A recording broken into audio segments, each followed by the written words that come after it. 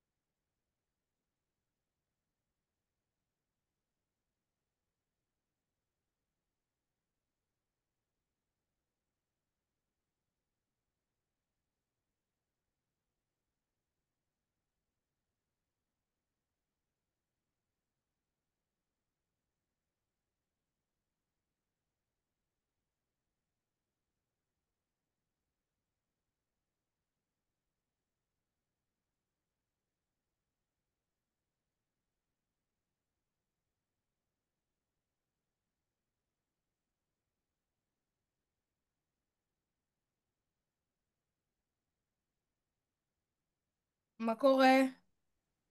שומעת אותי? כן. שומעת? כן. למה אני לא שומעת אותך? רגע.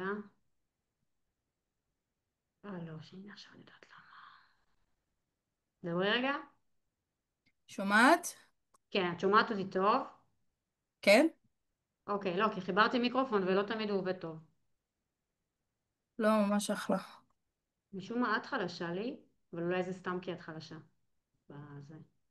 לא, רגע, אולי הבעיה היא אצלי. לא, הנה, אני רואה למה. בסדר, עכשיו יותר טוב. סבבה. מעולה. אז את שומעת אותי טוב, נכון? כן. טוב, עכשיו, תפתחי את הלינק, אני אפתח אותך קודם, אני אעשה אותך co-host. כשאני עושה אותך co-host זה אומר שיש לך אותן הרשאות כמו שלי. מה זה אומר? שאם עכשיו, אה, אני פשוט לא סומכת על רז, לא כמה סומכת עליו, אלא כי הוא תמיד נכנס בדקה האחרונה, כאילו ממש דקה לפני שזה מתחיל, ו... ואז אני לא רגועה, ופעם אחת הוא גם איחר, אז בעצם לא, הכל טוב, תגידי לי מה את צריכה, אני אעשה, כן, אין לי כן, שום לא, בעיה. אז א', תודה, אני מאוד מעריכה את זה, וב', אני נניח תוך כדי, קצת קשה לי, לפעמים קשה לי כשאנשים מצטרפים, אני צריכה לאשר אותם. עכשיו, אם אני עושה אותך co-host, את בעצם יכולה לאשר, את לא צריכה אותי. אוקיי. ופשוט לאשר את כל מי ש... כל מי שנכנס, כל הזמן ישר אוטומטית לאשר. אוקיי. בסדר? אם אני רואה אז אני אאשר, אבל אם אני מדברת וזה אז אני לא שמה לב, ופתאום אנשים לפעמים נכנסים באמצע וכאלה. אז רגע, אני עושה אותך co-host, make co-host. יופי. עכשיו את יכולה לעשות הכל כמוני. בואי תפתחי, תשתפי את הקנווה שאני שלחתי לך. את השארת את נועה? מצחיקה. לא, מי זאת נועה? זה שלנו? לא, אל תאשרי עוד אנשים.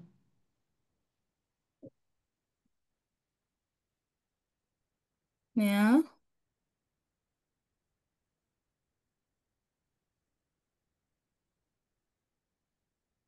יצא? כן, אל תאשרי עוד, רק אחרי שאני אגיד לך. לא, חשבתי שזה הבקשה לקו-הוסט. לא לא. הבנתי. לא, יש מצב שזה נועה שלנו. רגע.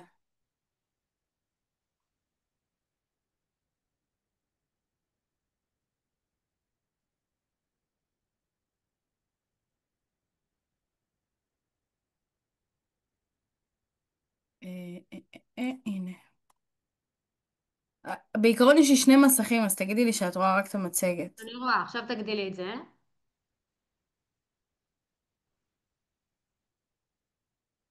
אוקיי. עכשיו ככה זה כאילו המסך פתיחה, ברגע שכאילו אנשים התחילו להגיע, וזה מה שהם צריכים לראות. ואז יש לי טקסט שאני מקריאה, רגע אני אפתח את זה אצלי, שזה בעצם מה שמסבך לי את הכל ואני צריכה עזרה. אמ, אוקיי, אז כאן אני אומרת, שלום לכולם, ואיזה כיף שאתם פה, ובחרתם להעביר איתנו את הערב, בלה בלה בלה בלה בלה בלה בלה. ואז אני מגיעה לטקסט שאני אומרת, אם רוצה אני גם אעביר לך את זה. גם היום אני אפתח בהיכרות קצרצרה למי שעדיין לא מכיר, ואז את מעבירה על השקף שלי. עבר? כן, נעים מאוד, אני רביד, בלה בלה בלה, גם השותף שלי רז פה איתנו, את לא צריכה לעשות כלום, הוא סתם יעשה שלום. ואז אני אומרת, פה את יכולה להעביר כבר שקף, אנחנו סוכנות שמחברת בין אסטרטגיה לקריאייטיב, בלה בלה בלה בלה בלה. אני אומרת שיש לנו לקוחות מכל המגזרים, החל מהביטחוני כמו רפאל ועד קמעונאי. אני עושה את זה די מהר כי אני לא רוצה לחפור. ואז אני אומרת, לפני כשנה וחצי הקמנו אצלנו זרוע חדשנות אינהאוס. פה את יכולה להעביר לשקף הבא שממש עכשיו שמתי אותו, וגם את פעם ראשונה רואה אותו שזה סופר מגניב. זה? אה, כן, ואז את יכולה להפעיל אותו. ואז אני אספר שאנחנו מייצרים פתרונות בעיקר בעולמות ה-AI. לדוגמה מה שאתם רואים עכשיו זה ממש מוצר חדש שהוצאנו אותו היום לאוויר. אנחנו בעצם בנינו agent של טרנדים לכל לקוח שלנו, ובכל רגע נתון הלקוח יכול להיכנס כמו אתר, הוא מחפש את הטרנדים בין אם זה בסושיאל, בין אם זה באתרים, בין אם זה בקטגוריה שלו, וגם מקבל ניוזלטר. כאילו סתם אני מדברת טיפה על הדברים שאנחנו עושים. מגניב. לא כן, הכרתי את זה. זה עכשיו, עשינו ניסיון על HNO, והיה בתור, ואז כאילו נעשה על הבאים בתור, ממש מגניב. אה, וברגע שאני מסיימת את הקטע הזה, ואז אני אומרת, טוב, אז יאללה, בואו נתקדם, את יוצאת מהשיתוף. פשוט מפסיקה את השיתוף. כן, ואז רואים אותי. אני אומרת, טוב, סבבה. בואו נתקדם, להכיר את האורח, וזה, ומפה את משוחררת מהמצגת, כאילו. סבבה. אוקיי. בסדר? ואז אני בעצם אשתלט ואשתף את זה מאצלי. ונתחיל את השיחה. מה שאני אצטרך ממך זה כמובן את האישורים, ולנסות, אם את רואה כזה, אני בסוף כל נושא אתן זמן לשאול, אם את רואה שאין שאלות, כי את תראי כמוני, אז לא יודעת, אז תשחילי לי שאלות. אני אנחנו, אנסה, יש לך איזה כיוון לתת לי? משהו? משהו לדבר תראי, עליו? אנחנו בהתחלה נראה case studies שמראים חדשנות. יש לי שאלה טובה בשבילך. רוצה לכתוב אותה או איזו? שאני אכתוב לך? את יכולה להגיד לי ואת יכולה לכתוב לי מה שבא לך. את יכולה לשאול, תמיד נראה שמותגים שעושים את הדברים הכי חדשניים זה רק מותגים שיש להם מלא כסף לעשות את הדברים האלה. אז מה עושה מותג שאין לו כסף? איך הוא יכול לחדש? משהו כזה, כאילו, כי אנחנו מראים case studies, באמת שלא כל המותגים שם גדולים, אבל תמיד יש את התחושה שרק קוקה קולה וברגר קינג וכאלה עושים כן. חדשנות. אז זה יכול להיות שאלה מעניינת. אמ, יאללה, שאלה, לקחתי.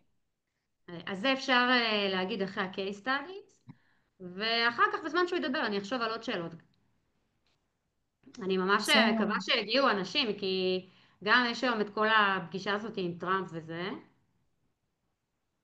אני מקווה האמת שיהיו... שאני לא מעודכנת בפוליטיקה ובחדשות בכלל, אני התנתקתי מזה. ממש. איזה פגישה יש? עם ביבי? ביבי וטראמפ, בתקווה שיהיה הסכם. אמ,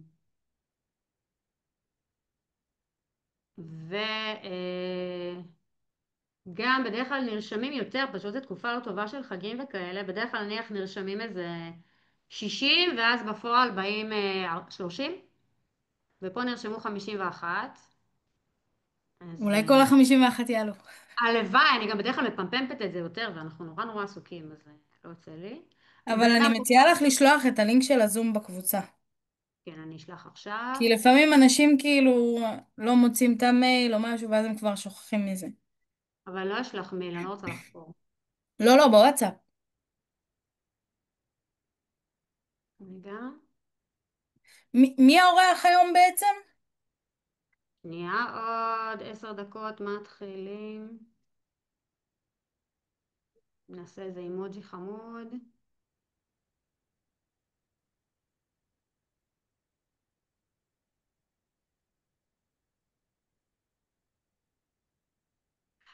האורח שלנו, אני מבקש ממני את הלינק, זה עומר מילואיצקי, נשאל אותו אם זה מילואיצקי או זה מלביצקי. לא הבחור שאמרת לי אז שהוא יותר רלוונטי לאנשי שיווק. לא, אני ביטלתי, כאילו, לא כל כך הודעתי לו, אבל ירדתי ממנו קצת, כי ראיתי שאין לו היענות יותר מדי, והוא גם מתראיין בהמון מקומות, אז כנראה שאנשים פחות בא להם, אנשים יותר בקטע של חדשנות ו-AI וזה.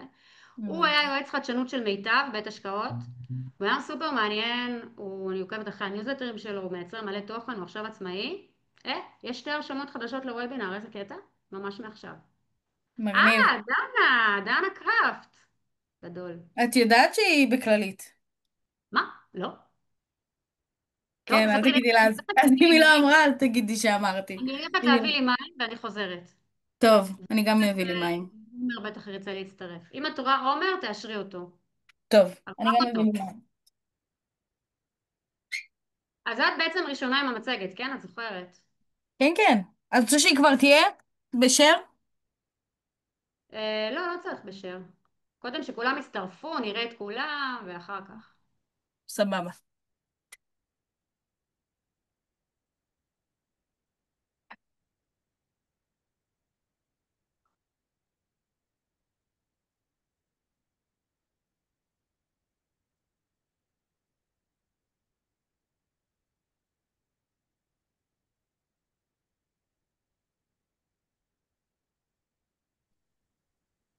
היי, מה נשמע?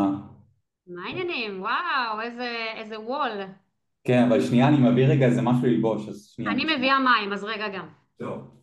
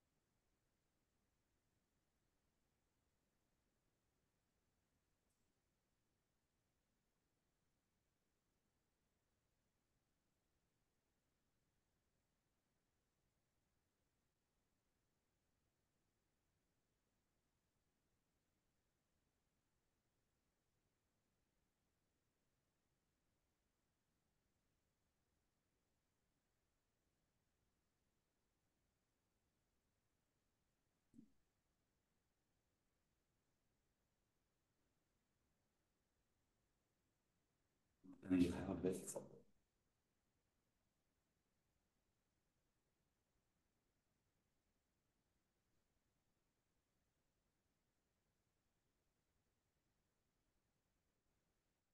או, חולצה יפה. תודה. תכיר את נויה, היא מנהלת תוכן אצלנו במשרד, והיא תעזור לי עם ה... היי נויה, נעים מאוד. אהלן, מה המצב? בסדר זה גמור. לא זה לוגו ששמת על המסך שלך, נכון? זה על התמונת רקע. זהו, זה קצת נראה כאילו קצת אמיתי, זה נחמד. אפילו את כן, כן, הפייס. זה יצא ככה ממש במקרה. רגע, אני אאשר גם את רז. אתה שומע אותי טוב, אני שומעת אותך טוב. כן. אז בעיקרון, קצת לקחו לנו את הת'אנדר עם הפגישה של ביבי וטראמפ. האמת שכן, כן, הייתי ממש דבוק לחדשות עכשיו. כן. האמת שאם אני הייתי בווב, אם היה לי עכשיו וובינר להשתתף בו, אז יש מצב שהייתי נוטשת, אז אני מקווה שיהיה אהלן. בסדר. זה עלינו, הלאה. כן, האחריות עלינו. נכון. לא, אני אומרת, כאילו, אני גם כזאת פריקית של חדשות, אז כן, מעניין מדי. אז אנחנו בעצם, נויה, את רוצה רגע לשתף את המצגת רק שעומר יראה? בטח. אנחנו מדברים חופשי, ותוך כדי אני ככה מראה חלק מה-case studies ששיתפת איתי. אוקיי. פה סתם כזה היכרות, כי לא כולם מכירים אותי ואותנו. את יכולה להעביר לה את השקפים. ואז אני מציגה אותך, זה כאילו כבר אחרי שאני מציגה אותך, אני מציגה אותך, אני שואלת אותך מה זה בעצם, מה זה יועץ חדשנות? כאילו, מתי קוראים לך? מה זה התפקיד הזה? נדבר על זה קצת. אוקיי. אחר כך נגיע, דווקא תלכי רגע אחורה. נגיד, אז כולנו יודעים שהיית ב-Four Seasons בתאילנד, וזה מגניב. אבל תלכי רגע שקף אחד קדימה. ואולי צריך לשפר פה קצת צל וזה בצילום שלך. אבל כן, מה חדשני בזה? ואז אנחנו נעבור ל-case studies הזה שהוא סופר מגניב, והוא גם לא כל כך מוכר, אז זה טוב, אני לא הכרתי אותו. כן. הוא מדהים. אני בדיוק מחפשת מברשת שיניים לבת שלי, וכאילו, אם היא הייתה רואה את זה, היא הייתה עפה. זהו, האמת היא, בדיוק אשתי שאלה, יש לנו בת 2.5, ועכשיו בדיוק עם הצחצוח והכל, אז היא אמרה לי אם קניתי, אמרתי וואלה לא קניתי, אני לא יודע למה, אבל אני בדיוק לא, בקהל יעד זה, שלו. זה מדהים, זה באמת יפה. כן, כן, כן, כן. אחר כך נעבור לשת"פ, כאילו שהחדשנות היא בשת"פ, שזה, איך מבטאים את המותג הזה? ריזיס? זה אוריו ריסס. וריסס, זה לא, של אבל ריסס. ריסיס, אומרים ריסיס? כן, זה אוקיי, אחד אז אנחנו הדברים נדבר על השת"פ הטעימים. הזה. נויה, פה את יכולה להפעיל את הסרטונים, שמתי אותם בכוונה בלי סאונד. כזה סתם כזה בזמן שאנחנו מדברים ברקע, אז עומר גם מדבר על ה... לאחד מהם יש סאונד, כן, אז לדעתי. צריך לכבות. כן, כן, גם אם אין זה לא כזה קריטי, פשוט לא, אני לדבר על בכוונה לא רציתי, כי תמיד אוקיי, הסאונדים בזום הם יוצאים ממש רע. כן, מה זה, ריסס אה, ואוראו ביחד? כן, כן, כן, אוי, לא מכיר את זה. זה השטן. מה, זה זה נראה כי אתה מטורף. בשמירה, רז, אתה לא נחשף אתה לא מתורגת. יש את זה בארץ? לא ראיתי את זה בארץ, לא, כאילו. בטח יביא את זה ביבוא כזה, אתה יודע, בכל מיני חנויות ויגבו אוי, פרמיה, זה נראה מעולה. גם עכשיו זה הלואוין בארצות הברית, אז בכלל זה... וואו. סתם להתייחס כזה בקטנה, כי אני לא יכולה, זה כאילו מבחינתי כן, החדשנות המושלמת. אחר כך נדבר דווקא על כישלון, למה תהליכי חדשנות נכשלים. פה עשיתי ב... נו, בנפקין, מכיר את הכלי הזה? כן, כן, אז פשוט לא יכול זרקתי להשתמש, לשם אבל כן. את התמלול של הפודקאסט שלך ששלחת לי, וזה יצר לי את זה, כאילו אהבתי את הכישלון. וזהו, אני כאילו שואלת אותך, יש לי כל מיני שאלות שאני שואלת אותך, ו... ונקווה גם שיהיו שאלות מהקהל, אני גם מקליטה, שנוכל אחר כך גם קצת להפיץ וזה. בכיף, בכיף.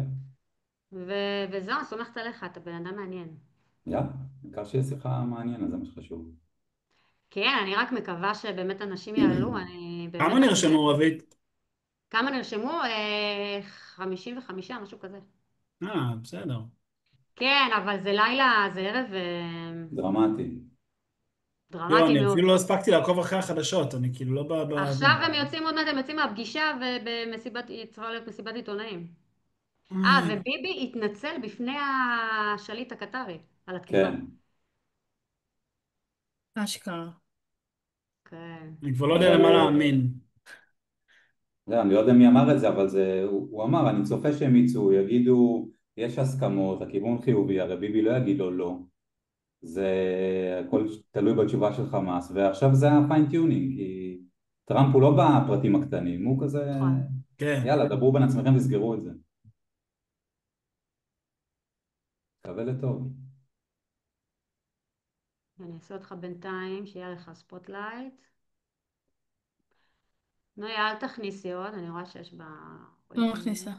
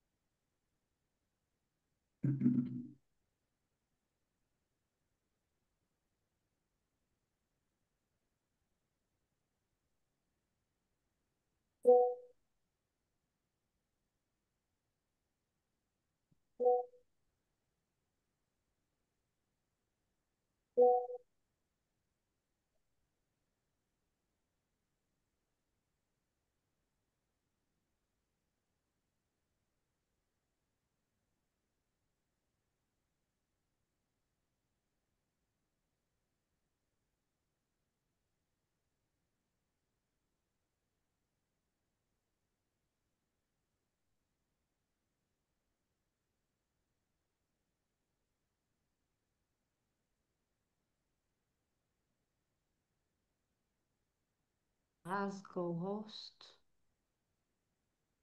כן.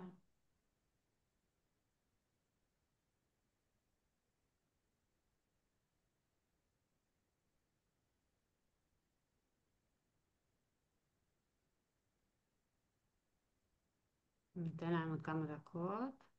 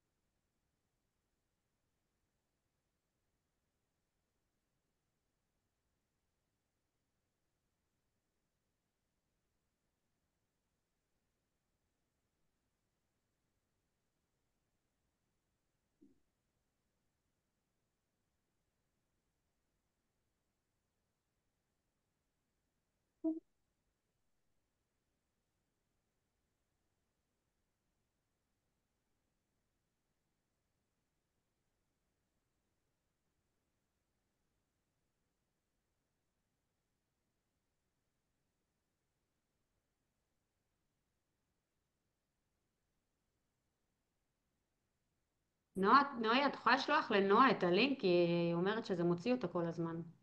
כן.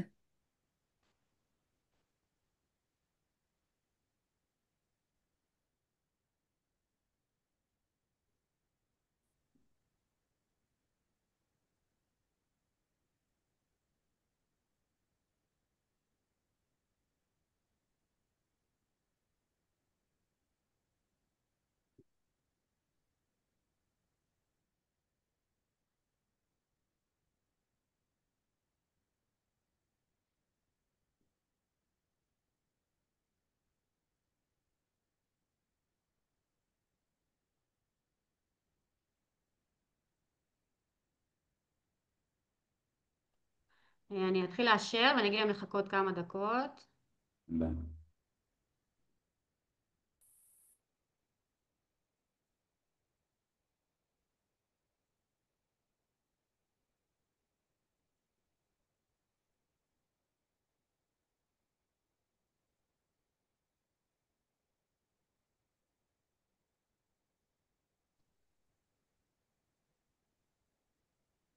היי כולם, אני מחכה עוד 2-3 דקות ואז נתחיל.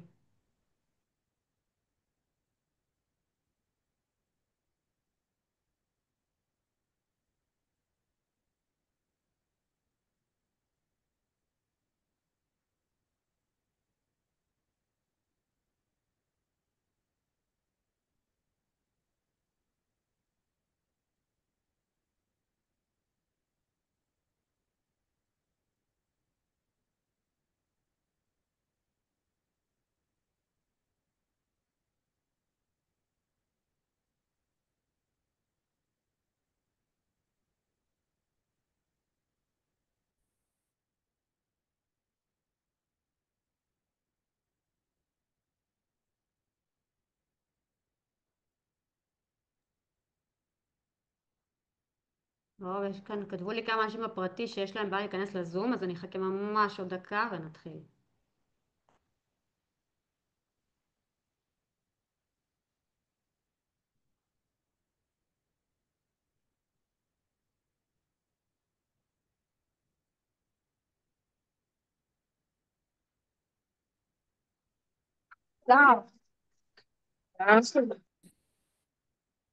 עכשיו להיכנס.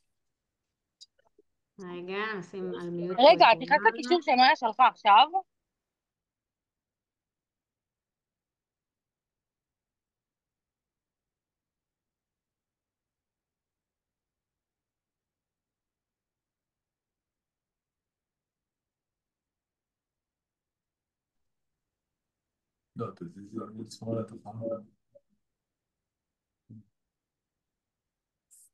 היי מרינה.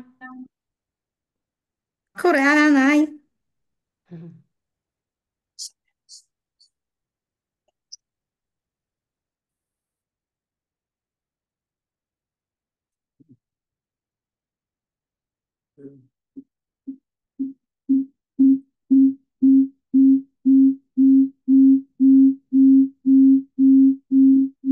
למה אין לי פה מיוט?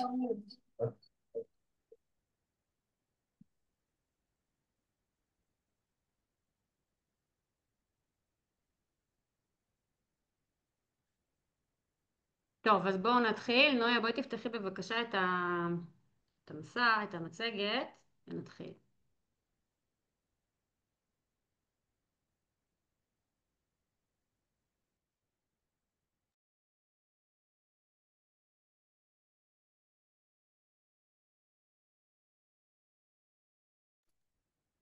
סבבה? כן. טוב, אז אנחנו מתחילים. שלום לכולם, ואיזה כיף שאתם פה, ובחרתם להעביר איתנו את הערב.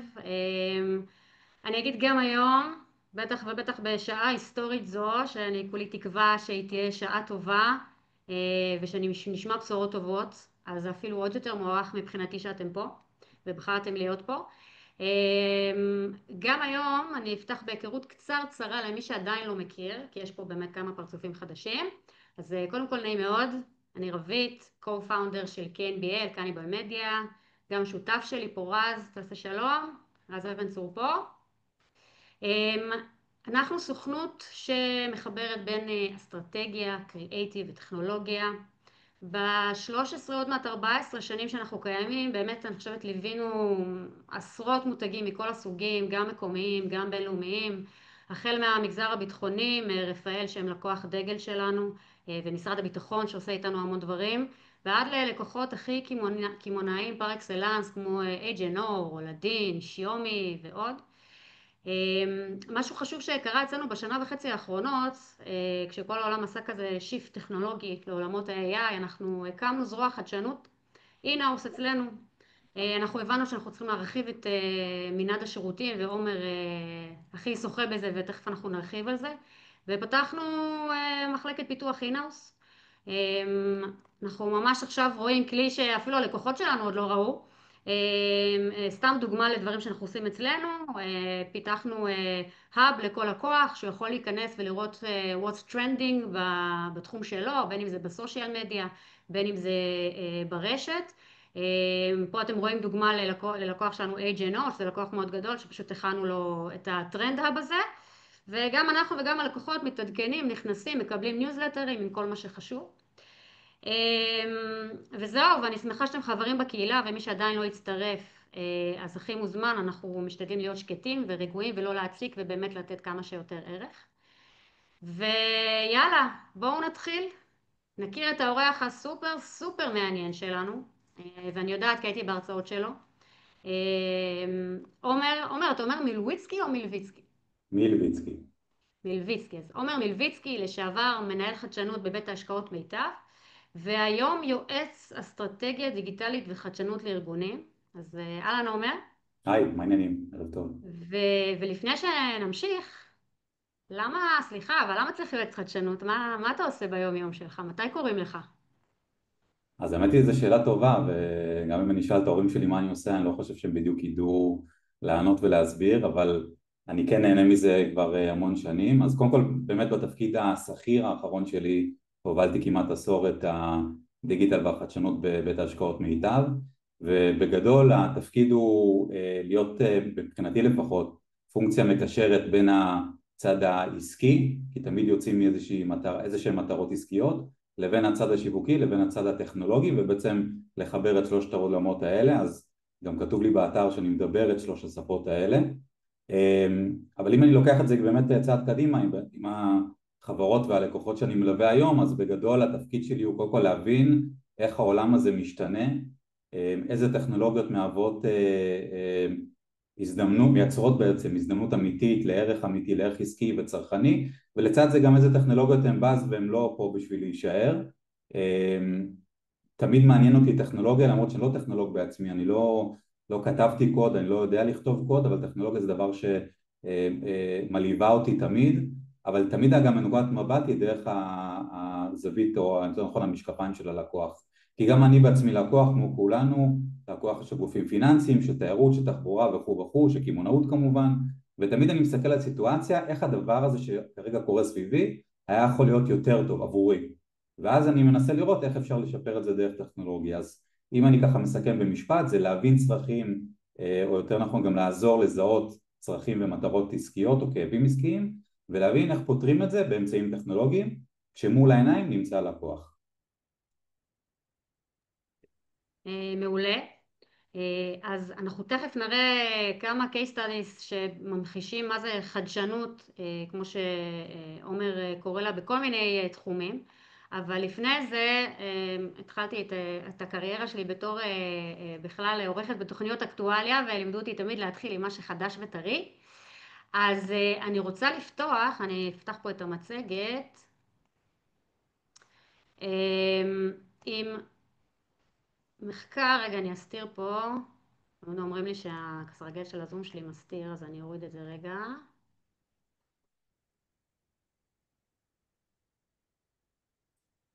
עם מחקר שקראתי אותו, האמת, בניוזלטר של עומר, יש לו ניוזלטר נפלא אגב, אני ממליצה בחום. מחקר שיצא של הרווארד ביזנס ריוויו, שזה מחקרים אקדמיים מאוד מאוד חשובים ומעמיקים, והם הטביעו שם תופעה שהולכת ומתרחבת, שרלוונטית לכל מי שיושב פה, שכדאי שנכיר ובעיקר כדאי שנימנע, שקוראים לה work slope, שזה נדמה לי בעברית כזה סוג של עצלנאות, אם אפשר לקרוא לזה כך. ועומר, אני אשמח שתרחיב טיפה על האינסייטס מהמחקר הזה ונתקדם משם.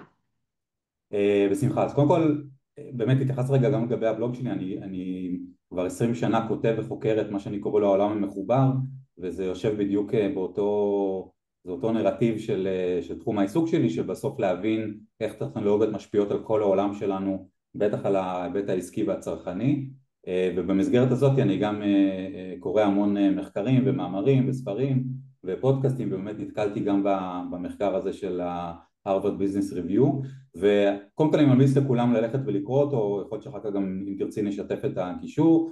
אבל בגדול מה שזה אומר זה שיש המון ארגונים קטנים ובעיקר היותר גדולים שנכנסים כרגע לאיזשהו שלב או תופעה יותר נכון, שהרבה עושים איזשהו אאוטסורסינג למחשבה ובעיקר לתהליכי העבודה שלהם, והם אומרים אוקיי, אנחנו משתמשים ב-AI ובאיזשהו מובן משכנעים את עצמם שזה מספיק וזה עובד טוב, אבל מה שקורה זה איזשהו הסתמכות יתר על ה-AI. זאת אומרת, הם אומרים אנחנו נעזרים ב-AI כדי לייצר כל מיני תוצרים, בין אם זה סיכומים ומצגות וכל מיני בעצם תוצרים עסקיים, מעבירים את זה הלאה לבחירות מעלינו כדי שגם יאשרו את זה, וגם הם בסוף רואים את התוצרים, צריכים להיעזר ב-AI לפעמים כדי להתמודד עם כל התוצרים שהם מקבלים ולשפר אותם ולעבד אותם, ומה שקורה זה שהאובר אאוטסורסינג הזה מוביל איזושהי בינוניות ואיזושהי הסתמכות יתר. שוב, המאמר כמובן מעמיק בזה הרבה יותר ונותן הרבה דוגמאות, הוא מתאר את השלבי העבודה של מה שקורה בדרך כלל בארגונים גדולים, אבל הוא בעיקר שם את המשקל על הצד הפחות חיובי של הסתמכות על AI, שיש איזושהי סטנדרטיזציה לא במובן הטוב שלה, שבאמת דברים נהיים מאוד בינוניים. המסקנה והתובנה בעיקר שאני מוציא מהמחקר הזה זה אנחנו אמורים גם בתור אינדיבידואלים ובטח ברמה העסקית, בתוך הרמה הארגונית, לשאוף להשתמש פחות בכלי AI כדי באמת לעשות outsourcing ופחות להסתכל על זה בתור איזשהו מנוע חיפוש שאמור לפלוט איזשהו תוצר בסוף, ולהסתכל על זה בסוף כסוג של שותף אסטרטגי, לא פחות מזה. זה שיפטינג שלדעתי עוד הרבה לא עשו אותו, לא הבינו אותו לעומק, ועדיין מתייחסים ל-AI כסוג של מנוע חיפוש אסטרואידים, במקום להתייחס לזה כסוג של מומחה בכל דבר בעולם שנוכל לחשוב עליו, וגם זה בעירבון מוגבל, כן? אני חושב שיגיד את זה, אבל כן כן, צריך חשוב להגיד לי, את זה בצורה יותר. יש נתון, קודם כל, לא אמרתי בהתחלה, אז אם תרצו לשאול שאלות, אז תכתבו בצ'אט, כמו תמיד, ובסוף כל נושא אנחנו נעלה שאלות. יש נתון די מדהים במחקר הזה, שאומר ש18% מהמנהלים מדווחים שהם מקבלים, וזה חברות ענק, אז זה מחקר מאוד מאוד גדול, 18% מהמנהלים מדווחים שהם מקבלים תוצרים לא טובים מספיק בגלל ה-AI, ולא זוכרות כמה אחוזים, אבל אחוזים מאוד מאוד גבוהים, הם אומרים שלא נעים להם להגיד לכפופים שלהם או לקולגות שלהם שהתוצרים הם באיכות נמוכה. מה זה אומר? אני מקבלת עכשיו מאחת העובדות שלי מייל שהיא שלחה ללקוח, וברור לי שהיא כתבה אותו עם ChatGPT ולא הוסיפה שום דבר משלה, אני מזהה את זה ישר, אבל לא נעים לי, או אם זה לקוחה שלי, לא משנה, ולא נעים לי להגיד לה. ואז מה שקורה זה אולי אני צריכה אחר כך לעבור על זה, זה לוקח לי את הזמן, אולי מי שקיבל את זה גם מרגיש שלא התייחסו אליו מספיק, אז כאילו בעצם הדוח הזה, המאמר הזה, מזהיר אותנו משימוש יתר ובהרעלה עצמית סמכות יתר. שלנו, של ה-AI. כן, אני חושב שגם יש איזושהי תחושת, אנחנו נמצאים בשלב כזה של קצת אי נעימות, שהצד השני, לא משנה אם הוא מעלינו או קולגה או אפילו כפוף לנו, שידעו שהשתמשנו ב-AI, זה כאילו מוריד באיזושהי מידה, מה שאני חושב שממש זה טעות בתפיסה, כי שוב, ברגע שנבין יותר ש-AI, לא משנה איזה כלי כרגע אנחנו מדברים, הוא יותר באמת שותף או שותפה, אמרתי את זה גם מקודם, אסטרטגית, כדי לייצר תוצרים, ואין שום דבר שהוא מושלם ב100%, אז התפיסה פשוט תשתנה. להשתמש ב-AI זה לא רק מבורך וחשוב, אנחנו חייבים, ובטח נדבר על זה עוד מעט גם על חברות ענק שכרגע אפילו מפטרות או נפרדות מעובדים שהם לא ברי המרה, זאת אומרת, אקסנצ'ור ממש יצא אתמול שלשום איזשהו כתבה שגם אני שיתפתי אותה, שלמרות שיש להם מאות אלפי עובדים ועובדות ברחבי העולם, הם צמצמו 11,000 משרות שהם כאלה שהם לא, זה נשמע קצת נורא שאני אומרת, אבל לא ברי המרה, זאת אומרת הם אנשים או מקצועות שלא יכולים לאמץ את הכלים כלי AI. אז מה שאני מנסה להגיד זה שזה לא פדיחה, ההפך, צריך להשתמש, וזה בסדר גמור להגיד את זה ואפילו להבליט את זה, ולקחת את זה בערבון מוגבל, ותמיד להבין שזה לא ב100%, אנחנו לא יכולים להסתמך על זה בצורה שהיא עיוורת לגמרי. נכון. ועכשיו נגיע לדברים שהם באמת כנראה מעניינים את כולם, וזה case studies. רגע, אני אוריד את זה. כולם רואים את המסך שלי? כן. עכשיו אנחנו נראה כמה case studies של חדשנות בכל מיני גוונים וצורות, ואני דווקא אפתח, אני חייבת לומר את זה, עומר, עם העובדה שעומר התארח ב4 Seasons בתאילנד, עכשיו כולם יודעים את זה, וגם צריך קצת לשפר את זוויות הצילום, אבל דווקא משהו בזה תפס אותי, כי עומר פרסם את זה אצלו בפייסבוק, ונורא התלהב מזה, ומבחינתו דווקא הדבר הכי בסיסי שאין פה שום טכנולוגיה, אין פה שום AI, לא פיתחו פה שום איזה agent, קרא לזה חדשנות טהורה. אז בוא תספר קצת, עומר, מה אנחנו רואים פה? אז אני יכול רגע שנייה לפני לבוא ולהגיד, קודם כל, כשאני נתקל בחוויית, כולנו הרי מזהים מאוד בקלות חוויית לקוח שהיא לא טובה, כולנו אלופים בלהתלונן, אני היום חוויתי את זה עם עוד גוף פיננסי פה בארץ, זאת אומרת, ביקורת יש בלי סוף, אנחנו כולנו יודעים את זה, ואנחנו כאילו מופתעים כשאנחנו כן פוגשים חוויה שהיא ממש טובה. וכן, אני מודה, התלבטתי מאוד אם לפרסם את זה בגלל שזה ה4 Seasons, ואני משתף בצורה הכי פתוחה, גם קיבלתי הרבה תגובות שגם ציפיתי להם שאמרו, טוב, מה אתה מצפה, זה 4 Seasons. עכשיו, קודם כל, אני לא מסכים עם האמירה הזאת, כי זה שזה רשת שהיא נחשבת וכאלה, זה נכון, אבל היא הפכה לכזאת בגלל הדוגמאות שאני עוד מעט אתייחס אליהן, בין היתר. זה לא קשור בעיניי גם למחיר, אם זה מעניין מישהו, זה לא במחירים שבאמת שמצפים להם, בגלל שזה בתאילנד, אבל אני שם את זה באמת בצד כי זה לא העניין. יש פה 3 דוגמאות שאני ראיתי אותן, והלסת שלי באמת הייתה על הרצפה. 0% טכנולוגיה, אין פה שום דיגיטל, ועדיין יש פה 100% של אימפקט ברמת החוויה, ואני אסביר. אז קודם כל, אני מאוד אוהב משקפיים, זה חלק חשוב ומהותי ממי שאני. אז בדוגמה מצד ימין, איזה ערב חזרנו לחדר, והם ראו שיש את הקייס של המשקפיים, שאני מרכיב משקפיים, והם שמו על דעת עצמם את המטלית הזאת, כמו שאתם רואים מצד ימין, והניחו את זה ככה. זאת אומרת, זה לא אני הנדסתי את הסיטואציה, זה ממש... חזרת לחדר וראית את זה. בול, ראיתי את זה ככה מונח, ככה שאני לא אפספס את זה. משהו קטן, עכשיו 3 הדברים שאתם תראו עכשיו, הם דברים נורא קטנים, ואולי אני קצת לא דוגמה, כי אני באמת שם לב לדברים האלה, אבל אני מאמין שגם כל אחד היה שם לב לדברים האלה, של טאץ' אישי, שבאו ואמרו במילים אחרות, שמנו לב למשהו שהוא רלוונטי עבורך, והנה טאץ' קטן שלא ציפית לו ולא ביקשת אותו. אז זה לגבי המשקפיים. פעם אחרת הייתה איזושהי חולצה שהתלכלכה וביקשנו לגייץ את זה. עכשיו, באותה קלות הם יכלו לקחת את החולצה הלבנה שנמצאת באמצע ולהניח אותה על קולה, ולהניח את זה על הכיסא, על המיטה או לא משנה איפה, אבל הם הגדילו ועשו ולקחו את הסלסלה הזאת ושמו את הבד הזה והניחו את זה כמו שאתם רואים כרגע. אז עוד פעם, טאץ' שהם לקחו את זה תמיד לנקסט סטפ ועשו טיפה מעבר ממה שהיינו מצפים לו. דוגמה שלישית שרלוונטית לכל מי שהיה בחול ותמיד יש לו את הצ'יינג' הקטן הזה והוא לא יודע מה לעשות עם זה ולא רוצים להיסחב, מצד שני זה כסף, זה לא נזלזל בכסף. אז במקום שזה יהיה פזור ככה על השולחן, הם הדעת עצמם הביאו את הקערית הקטנה הזאת והניחו את כל המטבעות בפנים, וזה ככה המתין לנו בתוך החדר. מה משותף לשלושת הדברים האלה? אז כבר אמרתי, יש פה 0% דיגיטל וטכנולוגיה, 100% אימפקט וחוויה שהיא באמת מאוד ייחודית, לפחות מבחינתי.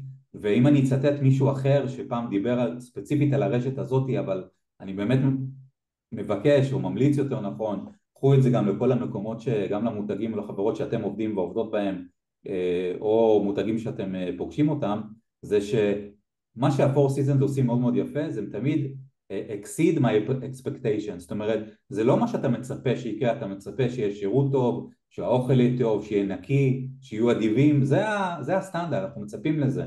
הם תמיד עושים משהו שהוא מעבר, והמשהו מעבר זה נקודה שלפחות אני לוקח עם עצמי, גם עם איך שאני מנתח חוויות לקוח, או סיטואציות שאני פוגש בתור מותגים שאני צורך אותם בעצמי, וגם עם חברות ולקוחות שאני עובד איתם, אני תמיד מנסה לאתגר, לבוא ולהגיד איך אפשר תמיד to exceed my expectation של הלקוח, ותמיד לעשות משהו מעבר. תחשבו על עצמכם, ושוב, יש פה, זה לא אפס השקעה, אבל בואו, זו השקעה שהיא באמת מינורית, ואיזה אפקט וואו, הנה עובדה שאנחנו מדברים על זה כרגע.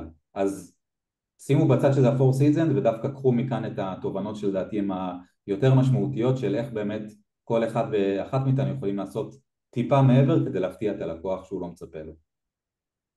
מעולה. בואו נעבור לדוגמה הבאה. ניסינו לחלק את זה ככה לפי קטגוריות, אז היה לנו באמת את ההפתעה הלא דיגיטלית, חדשנות לא דיגיטלית, אלא חדשנות בחוויית לקוח. אני רגע, סורי שאני קוטע אותך, וזה יכול להיות שגם רלוונטי לדוגמאות הבאות, טכנולוגיה, וזה אומנם נשמע קצת קלישאה, אבל הנה ביטוי לזה, ועוד מעט נראה עוד כאלה דוגמאות. טכנולוגיה היא תמיד האמצעי, זה לא המטרה, זאת אף פעם לא המטרה. אנחנו רוצים בסוף למכור יותר, לשפר את החוויית לקוח, כדי שהלקוח יהיה יותר נאמן ויחזור אלינו ויספר עלינו למשפחה ולחברים. אנחנו רוצים שיהיה ללקוחות נעים, שיהיה להם טוב, להגדיל שקיפות. תמיד יש מטרה אחרת, הדיגיטל, הטכנולוגיה היא תמיד האמצעי ואף פעם לא המטרה. וזו נקודה שהיא נורא צריך לזכור את זה. כן. בואו נעבור לדוגמה הבאה, שבעיניי היא mind blowing, מדהימה, שהיא חדשנות מוצרית. בעצם החדשנות היא בפיתוח מוצר, ועומר רוצה להרחיב קצת? כן, אז זו דוגמה באמת, אני מסכים, מדהימה שמצאתי ממש לאחרונה. מותג זה בעצם חבר'ה שהם פיתחו קיט כזה, כמו שאתם רואים אותו מצד ימין, שהוא בעצם משלב כמה ערכים וכמה דברים מעולמות אחרים. זאת אומרת, הם לקחו את הקונספט של לגו, של בנייה, של הרכבה, של פרסונליזציה, של דמיון, של מה שבעצם מעליב, אני אפילו לא רוצה להגיד רק ילדים, כי לדעתי זה אחד המשחקים הטובים ever שאי פעם הומצאו, ורלוונטיים גם למבוגרים, אבל אני שם את זה בצד, וחיברו את זה, בסוף זה מברשת שיניים, מברשת שיניים שהילד או הילדה יכולים להרכיב בעצמם, כמו שאתם רואים עם החלקים שנמצאים בתוך הקיט, כל ערב זה יכול, או ערב או בוקר, יכול בקלות להפוך להרפתקה חדשה ושונה לגמרי ממה שהיה בצחצוח האחרון. לא יודע לכמה יש פה עדיין, או בכלל ילדים שהם בגילאים הרלוונטיים, הקטנה שלנו היא בת 2.5, זה בדיוק הגיל שבו יש את הקצת שכנוע של בואי לצחצח וכאלה. זו דוגמה שהיא מדהימה מבחינתי, כי היא לוקחת את השעמום של מברשת שיניים, גם אם יש בה קצת מדבקות וצבעוניות, והחברות שמייצרות את המשחת שיניים שהיא בטעמים וכל מיני דמויות של רואים בסרטים כרגע, ולוקחת את זה למקום אחר לגמרי, לוקחת את הפעולה שהיא עבור ילדים בסה ולא רוצים להתעסק עם זה, למקום שהוא פן, שהוא משתנה, שהוא דינמי, שהוא פרסונלי, ושוב זה רק דוגמה אחת. אני סתם, אם אנחנו רגע מדברים על עולם הצחצוח, אני אפילו אדבר על דוגמה של הילדים הבוגרים שלי היותר.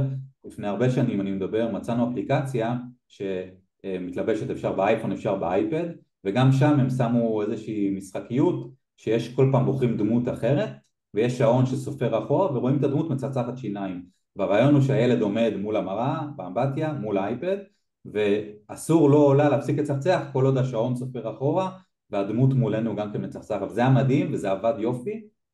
פה היה משהו קצת לדעתי מעבר, כי הוא חיבר גם בין הפיזי לדיגיטלי, ובעיקר מייצר חוויה שהיא עוד יותר דינמית, ואפשר כמובן להזמין עוד חלקים, ויש פה חוויה שהיא פשוט כיפית לילדים עצמם.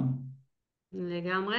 עכשיו אנחנו נראה דוגמה מדהימה של שת"פ בין מותגים. הרבה פעמים החדשנות היא בשת"פים המפתיעים.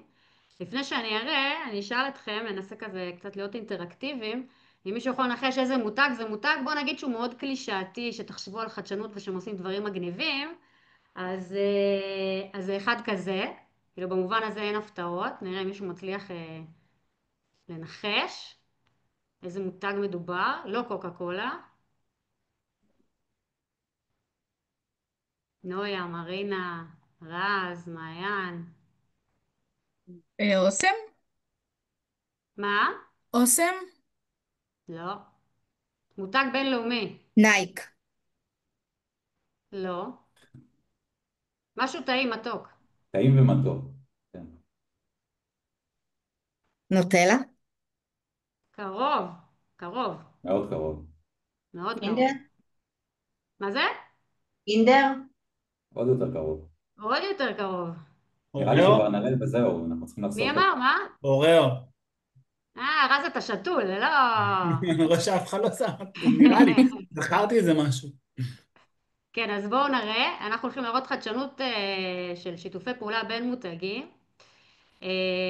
וזה אחד השת"פים שתפסו, כאילו זה תפס בסושיאל ברמה מטורפת, וזה השת"פ הזה של אוריאו וריסיס. הוציאו פה בעצם גם מוצר חדש, גם פעילות של יוצרי תוכן, שילוטים, מה שלא תרצו, ועומר בוא נרחיב, כי זה כאילו לפעמים עושים שת"פים שהם מגניבים כמו נייק וקוקה קולה והם מסתיימים, ופה זה פשוט תפס בטיק טוק וזה התפוצץ והמשיך גם. נכון, יש פה, זו דוגמה לדעתי באמת מעולה, ושוב, שת"פים תמיד היו, תמיד יהיו, זה, אין בזה שום דבר חדש, אבל מצד שני, כל חיבור כזה הוא בעצמו בהגדרה משהו חדש, ומצאתי את הדוגמה הזאת, וקודם כל, אני אוהב, מודה, אני אוהב יותר ריסס מאשר אוריו, אבל שניהם, מה שנקרא מובילי שוק, שניהם בטופ, באייליסט של הממתקים, לפחות בקהל המערבי, האמריקאי וכולי, בלי קשר, עכשיו אנחנו נכנסים לתקופה של ההלואוין, יש סדרות חדשות שיוצאים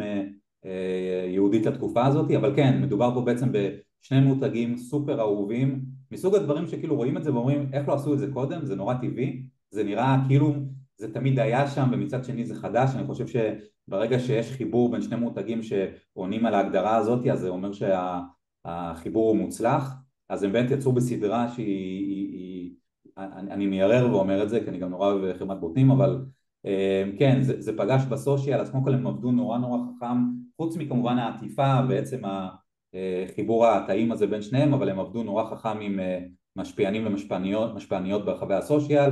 חלק רואים שזה יותר יחסי שממש שלחו להם אני ממש ממליץ לכם, לכו לסושיאל, תחפשו, אתם תראו את הערכות שהחבר'ה האלה קיבלו, זה פשוט לקנא בהם, ערכות מעוצבות, וזה נראה נורא טוב בעין, זה עובר מסך מה שנקרא מאוד מאוד טוב, וגם כאלה שהלכו וקנו מדעת עצמם ופשוט ישבו בבית או באוטו ושיתפו את הדברים האלה.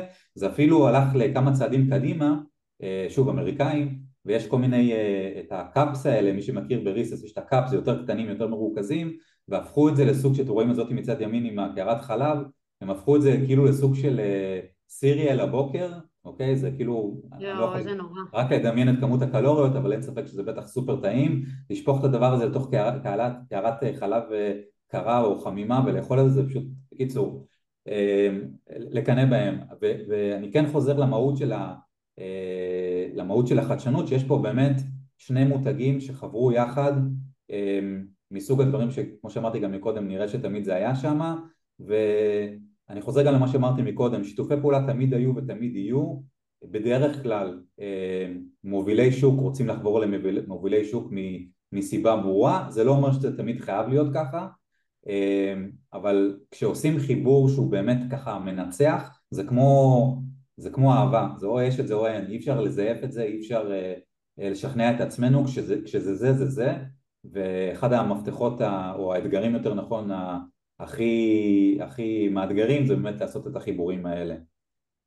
עומר, אני אקטע את הרצף, כי יש פה שאלות, אפילו שיש כן, לנו עוד איזה דוגמה או שתיים, אמ, שזה נראה, בדיוק אנחנו מדברים על זה, שזה נראה שתמיד המותגים עם הכסף, קוקה קולה, נייקי, אוריאו וכו', אז כשאתה מדבר על החדשנות, אז כשיש לך מלא כסף, אז אתה יכול לעשות מלא ניסויים ולעשות דברים מגניבים, גם אם זה בשביל לצלם ולעשות את הפוטו. מה קורה כשאין כסף? או קודם כל מותגים שאין להם כסף? שאלה מעולה, ותיארת את השאלה באינסטינקטיבית, אני חזרתי ותסלחו לי רגע לתקופת הקורונה, אני משתמש בזה כדוגמה דווקא מה קורה בעצם כשיש מגבלה, כשאין כסף, כשאין את המשאבים הזמינים, הרי לא כולם הם בסוף אוראו או ריסס או נייקי וכאלה, ואני חושב שבסופו של דבר, ויכול להיות שחלק לא יסכימו וזה בסדר, אבל אני חושב שזה בסוף יורד בעומקו של עניין לעניין של יצירתיות ותעוזה, ולא סתם הלוגו שלי נקרא Guts and Glory, כי אני באמת מאמין בזה, צריך פה תעוזה, וזה נכון שיש שני מותגי על והם חוברים, זה מגניב ובאופן אורגני זה גם מקבל הרבה יותר חשיפה ברשת וכולי, אבל אני לא חושב שזה המפתח להצלחה, אני כן מאמין שגם מותג חלש יותר יכול לחבור למותג חזק יותר, אם החזק יותר מאמין בו ורואה את ההזדמנות שבחיבור, או שני חלשים יותר או טיר 2-3 שחוברים ביחד ועושים דברים מדהימים, ויש דוגמאות כאלה, צריך לחפור באמת ולמצוא אותם והם קיימים. אז מי שאומר שזה רק תלוי בכסף וזה הקטליזטור להצלחה, אני לא מסכים עם האמירה הזאת, זה ההפך, דווקא כשהאנדרדוג בא ומייצר משהו שהוא חדש ומגניב וייחודי ויצירתי, זה מדבר בעד עצמו וזה מתפרץ או מתפרס כאש בשדה קוצים הרבה יותר מאשר הדוגמה אפילו עכשיו שראינו. נכון, אז עכשיו אנחנו נעבור, כי יש לי עוד דברים לדבר איתך, אז אנחנו נעבור זריז על עוד case studies שהוא מאוד מאוד ישן, כן, אבל אני תמיד מציגה אותו בתור דוגמה לחדשנות, אפרופו כסף. לא יודעת כמה אתם מכירים את התמונה הזאת. התמונה הזאת זו תמונה של מותג, אם אני לא טועה, מדרום קוריאה, כן, שנכון תמיד כשאנחנו קונים את הבננות, אז זה מעצבן שאו שהן בשלות מדי, או שהן בוסריות מדי, ואם כולן בוסריות, אז באותו יום כולן פתאום נהיות בשלות.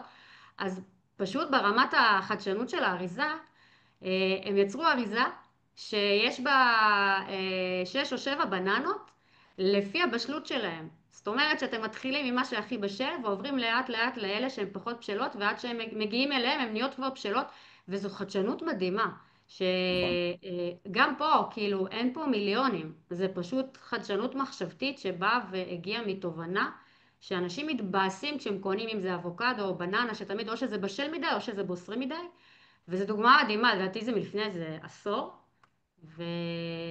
ואני אז תמיד אני חייב, אז מעלה אני את זה. רוצה רק להוסיף לזה ולהגיד שבאמת זה מדהים, דרום קוריאה בכלל יש שם דברים מדהימים. אני גם ממליץ לכל מי שצופה או צופה ופה איתנו, אני אישית עוקב למשל בטיק טוק אחרי כמה פרופילים שמראים מה דברים הזויים שקורים בעיקר בסין אבל הרבה בדרום מזרח אסיה. יש שם דברים בעיקר בזווית הצרכנית שהם פשוט, יש כזה משפט של למה יפן חיה ב-2050, אז זה כזה, הם עושים דברים מדהימים, יפן, דרום מזרח אסיה, דרום קוריאה. ומה שעוד יש בדוגמה הזאת של הבננות, כי כאמור כמו שאמרת ואני מסכים, זה בסוף 0% טכנולוגיה, אבל זה 100% להיכנס לנעליים של הצרכן, זה 100% להבין את הפסיכולוגיה שלו ובעיקר את הכאבים שלו ואת מה שהוא חווה. כי הנה, שוב אני חוזר לבת הצעירה שלי, וקנינו אשכול בננות ירוקות והיא רואה את זה והיא אוהבת בננות, והיינו צריכים להסביר לילדה בת 2.5 למה זה בוסרי עדיין וצריך טיפה להמתין. הנה דוגמה שאם אם היה לי חבילה כזאת בבית והייתי יכול לפתוח את זה ולתת את הבננה הבשלה כבר, ההנאה שבדבר או החיוך שזה היה מעלה לי, זה כל כך פרייסלס שזה לא צריך שום קמפיין, וכל אחד ואחד שרואה את זה בסופר פשוט זה קונה אותו מיד. נכון, זה 100% מזכיר לי אנרגיות. פעם היה מהלך של דוריטוס, לדעתי אפילו של חברה ישראלית של גפן טימס, שהבינה שהגיימרים אוהבים נורא דוריטוס. כן, ויחד עם האריזה היא ייצרה כפפות שתוכל לשחק לא ייבדק עם מבלי שזה יהיה העסקאות. דביק בגלל הדוריטוס. שזה כן, גם, זה כאילו, כל דבר שמתחיל מתובנה זה... כן, זה זה... בסוף פוגש את האינטנט של הלקוח וזה קלאסי. נכון, אז חוץ מזה שמרינה כתבה שגם הירקן שלה מארגן לקחת את האבוקדו, אז הנה הירקן שלך מרינה הוא מאוד מאוד ופה, חדשני. כן. אה, עכשיו יש לי שאלה יותר לעומק, ככה בסוף יושבים פה אנשי שיווק, מנהלי שיווק, סמנכ"לי שיווק, אנשים שהם עצמאים או בתוך ארגונים, ו, והשאלה היא האם חדשנות זה כאילו שריר, זה משהו שאפשר לפתח אותו, עד כמה זה תלוי בעובד, עד כמה זה תלוי בארגון, בסוף אני יכולה להיות הבן אדם הכי מדהים, חדשני וזה, ויש לי בוס שרק אומר לי תעשי מה שצריך וזהו, אז איך כאילו משחקים את המשחק חדשנות גם בתור שכיר ובתור עצמאי זה יותר קל, אבל בוא נגיד בתוך ארגונים. אז אני מעיד כמובן רק מהניסיון האישי שלי, גם בשנים כשכיר וגם היום שאני מלווה חברות וארגונים, ואני יכול להגיד שחד משמעית מדובר בשריר, שריר שצריך וחובה לאמן אותו, הוא לא בא מהאוויר ולא יש מאין, וגם זה לא קורה ביום אחד שבונים את השריר, בדיוק כמו שרירים אמיתיים, לא סתם יש את האנלוגיה הזאת. יש הרבה פקטורים, הרבה קטליזטורים ומאפיינים בתוך ארגון שחייבים לקרות כדי לעזור באמת לחדשנות אמיתית לקרות, ואני חייב להגיד יש קצת הזניה של המילה חדשנות לטעמי באמת בשנים האחרונות, ואפילו בתור מי שזה היה הטייטל הרשמי שלו להגיד את המילה הזאת זה קצת גורם לזוז באי נוחות בכיסא, אבל עדיין צריך את זה, אני אומר את זה, אני פוגש את זה ביום יום ואני בטוח שגם אתם, לא משנה איך תקראו לזה, תקראו לזה פיתוח עסקי, תקראו לזה יצירתיות, תקראו לזה, לא משנה מה, בסוף אני חושב שחייבים להסכים שצריך את הדבר הזה של לייצר יש מאין, של להמציא דברים חדשים, של לזוז קדימה בקצב שהוא בטח היום בזכות הטכנולוגיה או בגללה בקצב מהיר יותר ולעשות דברים חדשים. אנחנו חיים באמת במציאות שהיא באמת הופכת להיות הרבה יותר מאתגרת, הרבה יותר מהירה, זה לא רק ברמה הטכנולוגית ומה שקורה מסביב, זה לא רק ברמת התחרות, זה קודם כל ברמה הצרכנית. אנחנו בתור צרכנים הופכים להיות הרבה יותר ביקורתיים, אנחנו מצפים להרבה יותר, בדיוק היום בבוקר הייתה לי שיחה עם איזשהו סמנכ"ל שיווק בארגון גדול, ודיברנו על זה ואמרתי לו, תחשוב אפילו על דוגמה של נטפליקס למשל, זה לא שאנחנו חווים את נטפליקס, בוא ניקח את זה במובן הטוב, כן? נגיד שיש הרבה תוכן לראות ואנחנו לא יודעים מה לבחור, אבל ברמת הפרסונליזציה והנוחות של העניין, וקחו קצת אחורה על התקופה שהיינו צריכים ללכת ולהחליף DVDים ודברים כאלה, הנוחות, הפינוק שהגענו אליו, לשבת מול המסך ולבחור את מה שאנחנו רוצים, וזה זוכר לא רק את הפרק, את הסדרה שראינו, ולא רק את הפרק, אלא את הנקודה הספציפית שבה עצרנו, וזה ברמה, הם מגיעים לפרסונליזציה ברמת הלקוח הבודד, אז כל זה קורה, אז אני לא מסתכל עכשיו על בסליחה עם מי שנמצא פה שייכים אליהם, אני רק משתמש בזה כדוגמה, אם אני מסתכל על הבנק שלי, הקופת חולים, או על חברת האשראי, או נתפסתי קצת לפיננסים, או חברת התעופה, זה לא שנגיד, טוב, הם קצת מסורתיים, אני אוותר להם, זה לא עובד ככה, הסטנדרט עולה, ואני מצפה לסטנדרט כזה, מכל מותג וכל נותן שירות וכל עסק שאני כרגע עובד מולו. ותגיד, ולשאלתך, בתור, סליחה, אני עושה שאלות המשך כבר, בתור, כן, כי אני כן, רואה גם שאנשים שואלים פה, בטח. בתור נניח אתה מנהל שיווק ויש לך צוות, יש פה סמנכ"ליות שיווק, מנהלות שיווק שמנהלות צוותים, איך אתה גורם מצד אחד לצוות שלך להרגיש מספיק בטוח כדי לייצר חדשנות ולהביא רעיונות חדשניים, וכאילו אם יש מנגנונים כאלה שאפשר לבנות, שאתה מייצר מפעל חדשנות כזה אבל גם לא מתפרע יותר מדי. בסוף יש פה חברות, גם שאלו כאן על רגולציות, יש פה חברות גדולות, אתה לא יכול כל יום לזרוק ניסוי כזה סטייל אוראו לאוויר. אז חד איך אתה משמעית. עושה את זה בתור מנהל בכיר? איך אתה אז מניע את קודם זה? כל, אני מזכיר, אני בא למרות אני לא פיננסייר, אני לא איש פיננסי במהות שלי, אבל עבדתי גם במיטב, גם בלאומי קארד, היום זה כבר מקס, אני בא ממקומות עתירי רגולציה. הרגולציה מהווה אתגר, אבל זה לא קיר בטון, זאת אומרת, זה לא, יש רגולציה, טוב, אז הם אמרו ככה וככה. אם רגע התייחסת לנושא הזה, אני חייב אפילו לתת דוגמה. גם במיטב, היו לי המון המון שעות שישבתי אני אישית עם המשפטית כדי לנסות ולמצוא את עמק השווה. למה אני אומר את זה? כי אם רגולציה אומרת שלמשל תהליך פיננסי, איזשהו, לא משנה איזה כרגע, הוא מחויב ב-1, 2, 3, 4, עם כל הכבוד הרגולטור מסתכל על זה כאיזשהו טופס שבסופו של דבר אנחנו בתור, או הגוף הפיננסי אמור לקבל. אבל בין זה לבין להכיר את הטכנולוגיות החדשות, את הציפיות הצרכניות, את היכולות שהטכנולוגיות החדשות מאפשרות, יש פער עצום. אז אי אפשר לשים פס על רגולציה ולהגיד אני אעשה מה שבא לי, ברור, אחרת נחטוף ובגדול, אבל כן יש הרבה אינטרפטציה שאפשר לעשות, הרבה מקומות שבהם אפשר לבוא ולהגיד אוקיי, הרגולטור, סתם אני אומר, רצה שהגוף הפיננסי יזהה את הלקוח, היום יש הרבה דרכים לזהות לקוח בצורה חד ערכית. אני לא אכנס לזה כי אני לא רוצה להעמיס יותר מדי, אבל אני אומר לכם מתוך ניסיון, יש הרבה מקומות שאפשר בצורה יצירתית לבוא, לא לעקם חלילה את הרגולציה, אלא לתת אינטרפרטציה שהיא אחרת. שתיים, לגבי האם יש כל מיני מודלים, ברור שיש הרבה מודלים ממעבדות חדשנות ועד הרבה דברים אחרים, אבל אני מעדיף לא להיכנס לזה כרגע מפאת חוסר הזמן. אני כן אבחר במשהו שהוא כן פרקטי, אני לא אומר שהוא קל, אבל הוא ישים ואפשר לעשות אותו, וזה באמת לעודד אותנו ואת הצוותים שלנו לקחת סיכונים. עכשיו זה נשמע נורא קלישאתי, זה נשמע נורא פלאפי, אני יודע, אבל חדשנות בהגדרה היא לעשות שינויים, ושינויים בהגדרה זה להתנסות במקומות שלא היינו בהם, ולהתנסות במקומות שלא היינו בהם זה מפחיד, זה מלחיץ, ואף אחד לא רוצה לחטוף על הראש אם אנחנו לוקחים סיכון. דווקא בוא נלך מהכיוון ההפוך, אם אנחנו נרגיל את הצוותים שלנו, שאם הם לוקחים סיכון מבוקר, אוקיי? והם טועים והם חוטפים על הראש, מה שיקרה לאותה עובדת או עובד פעם הבאה, שהוא לא ירים את היד ויקח סיכון כדי להראות משהו אחר. כי הוא יגיד בשביל מה לי, ניסיתי פעם קודמת וחטפתי על הראש, אני לא לוקח את הסיכון הזה יותר. ומה שיקרה, זהו הצוות, אבל זה מיקרוקוסמוס של הארגון כולו, זה יהיה צוות של קונפורמיסטים. ואני מצטער, אבל בדעתי האישית, אנחנו לא רוצים אנשים כאלה. אנחנו רוצים אנשים עם דעות מנוגדות, עם דעות מגוונות, עם אנשים שבאים עם המרפקים ומותחים את הגבולות. כל עוד זה במסגרת שהוא מבוקרת ונעימה ותחת הרגולציה ובצד החיובי, כן? אבל אנחנו רוצים את האנשים שימתחו את הגבולות, כי רק ככה אנחנו נגיע לחלק מהדוגמאות שראינו מקודם ועוד דוגמאות מדהימות שיש בעולם.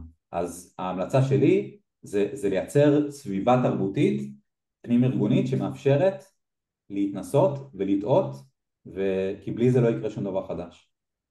לגמרי, ואני יכולה לתת סתם דוגמה קטנה שלפני, בנובמבר 2022 שיצא ChatGPT הראשון וכולם התלהבו וזה, והתחלה, זה היה כזה באז שכולם רצו הרצאות על AI, ואז הייתי מגיעה לחברות פארמה ואמרו אנחנו נורא רוצים את ה-AI אבל יש רגולציה, אנחנו לא יכולים ומידע ואז ככל גם שהטכנולוגיה התקדמה, מי שבאמת נכנס לעומק של הדברים ולא רק אמר אי אפשר, הבין רגע, יש פה מודלים שהם בקוד פתוח, אפשר לקחת אותם, להכניס אותם לשרתים שלנו, לעבוד עליהם לוקאלית, אין זליגת מידע, אין לקיחת מידע מלקוחות, בואו נייצר דאטה סורס או שיתוף מידע בחברה הגלובלית שלנו, גם מיפן, גם מארצות הברית, גם מישראל, ונבנה לנו את ה-ChatGPT הרפואי של הפארמה שלנו, וכאילו אני לגמרי מסכימה איתך שברגע שאתה לא אומר אי אפשר, או ברגע שאתה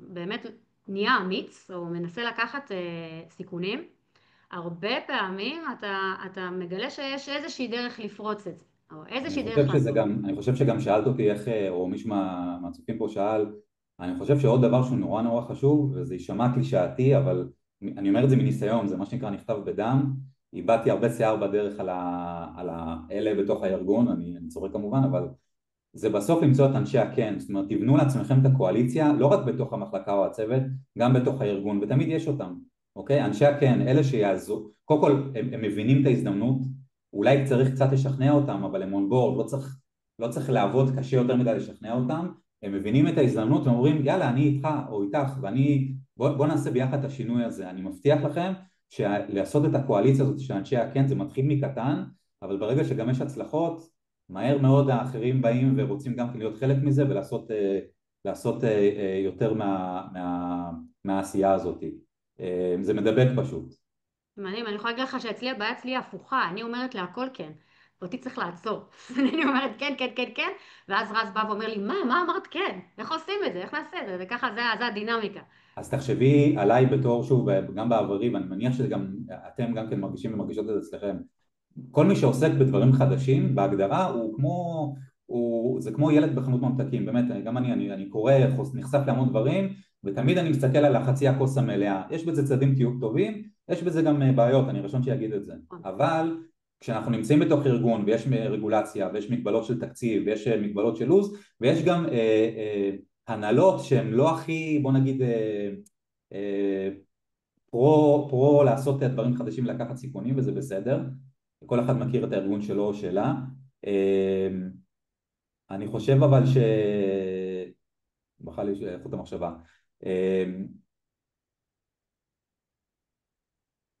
זהו סכום רציתי דיברנו על שהכן והלא, כן. כן, אבל זה בסוף כן למצוא את הדוגמאות האלה שהם כיתה א', שהם ניסויים קטנים שאפשר לרוץ איתם ולהוכיח את היכולת, ורואים כי טוב, קופצים לכיתה ב' וכיתה ג' וכולי וכולי.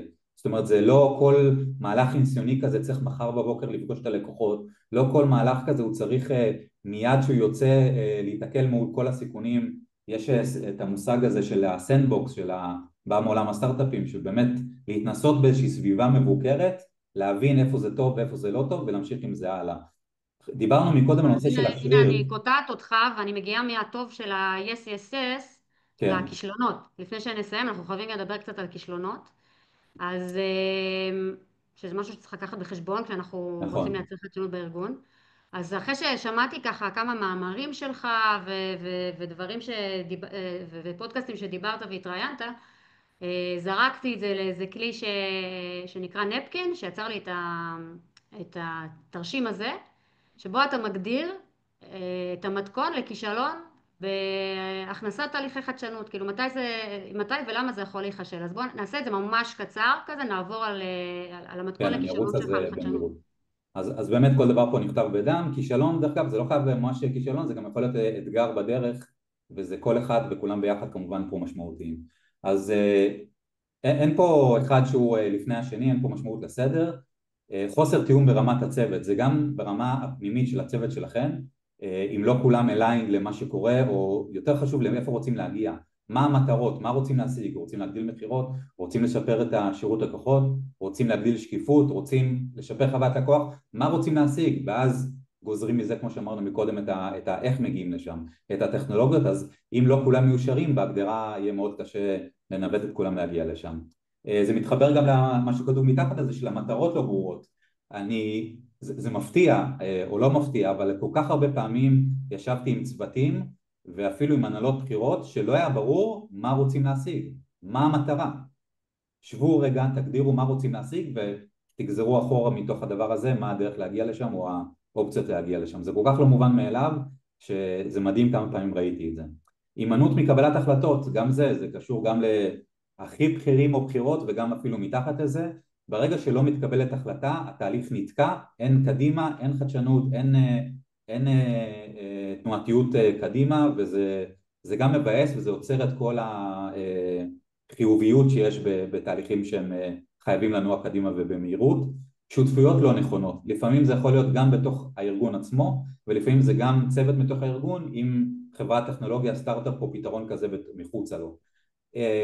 היותר גרוע בעיניי זה דווקא בתוך הארגון, כי אם יש למשל את השיווק ואת ה-IT והם לא מבינים אחד את השני, הם לא aligned מבחינת המטרה, הם לא aligned מבחינת הדרך להגיע לזה או מה רוצים להשיג, זה נועד לכישלון מההתחלה. וזה רק דוגמה שהיא אחת, כמובן אם עובדים עם סטארט-אפ או חברת טכנולוגיה מבחוץ והם לא מבינים את איך הארגון עובד, הם לא מבינים את המטרות, הם לא מבינים אפילו את הפוליטיקה הפנימית, הדברים הם מאוד יתקשו להתקדם. הפסקת את השיתוף לדעתי. מה? כן, כן, נכון, נכון, כי רציתי להפריע בשאלה. מה האתגרים הכי גדולים בלהיות חדשניים בעולם שבו הצרכנים נחשפים לעשרות טרנדים ביום? עכשיו נזכרתי מה רציתי להגיד מקודם, שזה בדיוק התשובה לזה. מי שעובד בלייצר דברים חדשים, ואני אומר את זה שוב מניסיון אישי, הדבר הכי קשה זה לא לרוץ אחרי הדבר הבא, אני קורא לזה ה-next shiny new thing. אתה קם בבוקר, אתה בא לעבודה, ואומרים לך במסדרון, ראית מה המתחרה עשה? ראית איזה מהלך הם וואי, עשו? זה הכי, כן, זה אתה הכי גדול. באותו רגע כאילו בא לך לקבור את עצמך ולהגיד כאילו איזה באסה, וככה מתחיל היום. מצד שני, וחוויתי את זה לא מעט פעמים, השאלה האם אתם ממוקדי ערך אמיתי או ממוקדי באז. עכשיו תקשיבו, אני מבין לגמרי מהלכים שהם לצורך טיפה יחס, טיפה שיגידו עלינו, אני לא אומר שזה דבר רע, אבל זה לא ססטיינבילי. בסופו של דבר יש משאבים מוגבלים וצריך להשקיע אותם במקומות הנכונים. המקומות הנכונים בעיניי זה מקומות שבאמת מייצרים ערך צרכני ועסקי. אז לגבי השאלה שלך, זה כל טכנולוגיה כזאת, כל הזדמנות, כל שת"פ, כל סטארט-אפ שדופק בדלת, צריך לבוא ולהגיד האם זה באמת מייצר ערך ומה הערך שהוא מייצר. אם התשובה היא לא, בעיניי בוא נשים את זה בצד, נתקדם לדבר הבא, כי שוב לא חסרות הזדמנויות והמשאבים הם בסוף מוגבלים, גם שלנו ברמת אפילו הסינון הזה. זה נקודה שלדעתי היא קריטית, לא לרוץ ולעשות לשם העשייה. אני גם חושב היום, גם דיברנו על זה מקודם, הצרכנים, הלקוחות הפכו להיות הרבה יותר מתוחכמים והם מריחים את זה מקילומטרים. לא חסרות אפילו דוגמאות של חברות פה זה ממש בארץ. קשה, אני אומרת את זה בתור אייג'נסי, שיש לי לקוח שיכול לשלוח לי פתאום וואטסאפ בלילה, תראי איזה מגניב המתחרה עשה, למה אנחנו לא עושים? נכון, זה זה להיות באמת דבל אדבוקייט קשה. של עצמך. זה מאוד קשה, זה מאוד קשה, אבל לפעמים אתה צריך גם להיות המבוגר האחראי ולהגיד אחלה, מגניב, אבל בואו, זה לא, משם לא תבוא הישועה, זה לא זה. לגמרי, נכון. בואו נסכם עם בעיניי השאלה הכי חשובה. אה, יש פה כאמור משתתפים שכולם מעולמות השיווק בצורה כזו או אחרת. איך אנחנו שמים, נניח קמים מחר בבוקר, איך כל אחד יכול לשים את המשקפיים של החדשנות האסטרטגית. כאילו איך הוא לא קם מחר כמו סופרמן, כן? אבל איך אנחנו ממחר, כל מי שנמצא כאן, קם בבוקר ועושה עוד איזשהו צעד, כדי להיות המוביל של השינוי, להיות סוכן שינוי, שזו מילה שאתה אוהב, ממש ברמת הפרט. קודם כל זו שאלה מעולה. אני אגיד דברים, לא כולם יכולים לעשות את זה ולא כולם באותה רמה, כי גם ברמה הפרסונלית וגם המשאבים של עצמם. אבל קודם כל אני חושב שכל מי שעוסק בעולמות האלה, ימינה ושמאלה, חייב להיות בן אדם סקרן. חייב להיות בן אדם סקרן, חייב להיות לרצות לדעת מה קורה. עכשיו אפשר לדבר על המינונים של כמה כתבות קוראים ביום או בשבוע או בחודש, כמה ספרים, כמה פודקאסטים, ברור, לא לכולנו יש את הזמן, אני יודע את זה. חלק מהפתרונות והתוכן שאני מייצר זה כדי לעזור לאנשים כמוני וכמוכם להיחשף לדברים החדשים. אבל עדיין חייבים את הסקרנות הזאת, וחייבים לעבוד בזה. זאת אומרת, אפילו טיפ ככה אישי, תקדישו שעה בשבוע, שעתיים בשבוע, לא משנה כמה שאפשר, שזה נטו לזה, תפנו את המשימות, תפנו את הדברים, תגידו בשעתיים האלה אני קצת נחשף לתוכן. איזה תוכן? יש הרבה דרכים להגיע לתוכן הזה, ותאמינו לי הוא קיים ובגדול ובשפע.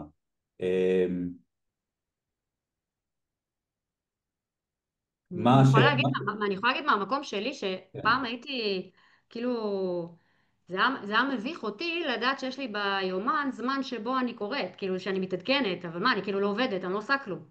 את לגמרי אבל, עובדת, לגמרי כן, עובדת. לא, אז אני אומרת, אני כאילו, בעיניי זה הדבר, הסקרנות הזאת שאמרת, זה הכוח הכי גדול שלנו. כי כן. once אתה יודע, ואתה מכיר, אין דבר, לא נגיד כאילו להתעדכן בכל איזה פיפס שקורה, אבל הידע הזה בעולם שכל שנייה קורה בו משהו, הוא סופר פאוור. וקורה המון, וגם צריך את היכולת גם לסנן, בדיוק כמו שדיברנו לפני רגע. אני חושב שעוד משהו שכל אחד ואחד יכול לשאול את עצמו, זה מה ה-job to be done. יש איזה מושג שאני מודה לא הכרתי אותו פעם, ונחשפתי לו לפני כמה שנים, שנקרא ה-job to be done. ומה זה בעצם אומר? זה אומר שכל עסק, בין אם זה המכולת השכונתית ובין אם זה הגוף הפיננסי הכי גדול בעולם, הוא קם ביום הראשון שלו כדי לעשות משהו אחד, לעשות משהו אחד טוב, כנראה יותר טוב מאחרים, או בצורה אחרת מאחרים. הבעיה של הרבה ארגונים שעם הזמן ועם השנים הם נהיו שמנים מבחינת המשאבים והלוגיסטיקה וכל הדברים האלה, וקצת התערפל התשובה של למה נולדנו, מה המטרה שלנו. וגם כשאנחנו באים לעבודה בבוקר, הרבה פעמים אנחנו קצת, מתי פעם אחרונה אתם שאלתם עצמכם, מה הסיבה שאני קם בבוקר או קם בבוקר ברמה המקצועית, מה אני צריך לעשות? ואני חושב שברגע שיושבים רגע בחדר ומנסים לענות על השאלה הזאת, מהר מאוד חוזרים לבייסיק, חוזרים ממש למקורות, ואז קצת זזים באי נוחות בכיסא, כי פתאום אומרים, אנחנו לא בדיוק עושים את זה, אנחנו לא בדיוק שם, ושמה פתאום, ברגע שרואים את הפערים האלה, אני לא אומר שזה קל, אבל כן אפשר לצאת לדרך לתהליכים, שהם לא חייבים להיות בומבסטיים וגדולים, לבוא ולהגיד, מה אנחנו כן צריכים לעשות? אם באנו, בואו נשתמש באנלוגיה של גוף פיננסי, בסדר, יותר קל לי. אם גוף פיננסי, בית השקעות, אוקיי? הוא לא נועד לשלוח לנו סטייטמנטים או לעשות לנו פרסומות מגניבות, הוא בא כדי להפוך לנו את השקל ל2 שקלים או 10 שקלים או 100 שקל, הוא בא לגרום לנו להרגיש בטוחים, הוא בא ללוות אותנו, לעשות אופטימיזציה לפיננסים שלנו. עכשיו אני שואל באמת, כמה מהבנקים שלכם, החברות ביטוח, בתי ההשקעות וחברות האשראי, ושוב סליחה אני בא משם, אל תעלבו, כמה באמת אתם מרגישים שעושים את זה? אתם בתור לקוחות, אני סתם משתמש בזה בתור אנלוגיה, אפשר לקחת את זה לכל תחום באשר הוא, אז אני רגע חוזר למה שהתחלתי איתו, מה ה-job to be done? שימו את זה על הלוח, על דף נייר, על פאורפוינט או קנבה, שבו עם הצוות שלכם ותשאלו את עצמכם את השאלה הזאת.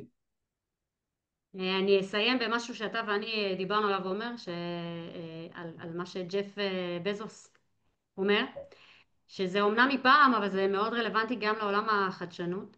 זה גם תמיד יהיה רלוונטי. כן, זה תמיד יהיה רלוונטי, תחשבו מה אף פעם לא משתנה. כאילו לא משנה, הוא מדבר על אמזון, אבל אנשים תמיד ירצו שהמחירים יהיו זולים, נכון? לקנות כמה שיותר מהר, שיגיע אליהם כמה שיותר מהר, ושזה יהיה כמה שיותר זול. אף אחד לא פתאום יקום מחר בבוקר בשנת 2026 ויגיד, לא, בא לי לשלם יותר, בא לי שזה יעלה יותר, ובא לי שזה יגיע בעוד חודש ולא בעוד שבוע. אז יש דברים שאף פעם לא משתנים. אני חושבת שהחדשנות, הכוח שלה, זה להבין איך בדרכים חדשות, בזוויות חדשות, אנחנו יכולים לתקוף ולהשתפר, אבל אנחנו נשארים עם אותם דברים שלעולם לא השתנו. הלקוחות שלי תמיד ירצו לקבל את השירות הכי טוב, ושאני תמיד אחשוב עליהם, ושתמיד אני אעשה את המהלכים הכי מדהימים. אני צריכה בתור אייג'נסי לחשוב איך אני משפרת את זה ומתייעלת ומשתמשת בטכנולוגיה כדי לעשות את זה. ואתם כמנהלי שיווק של מותגים ועצמאים תמיד רוצים לדעת איך אנחנו נתחבר לצרכנים שלנו ואיך נייצר מערכות יחסים ואיך יקנו אותנו יותר. והחדשנות היא באיך לקיים את הערך הזה כל הזמן. אני חושב שבסופו של דבר כולנו אנשים, וזה גם נשמע קצת קלישאה, אבל בתכל'ס זה מה זה נכון.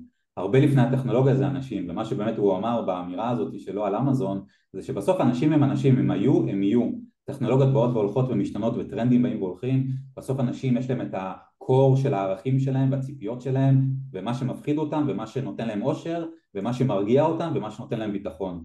בסוף כל מותג, אם הוא עושה את הטוויקינג הנכון לתוך אותם רגשות, אז הוא יצליח, והחדשנות שלו או שלה יצליחו.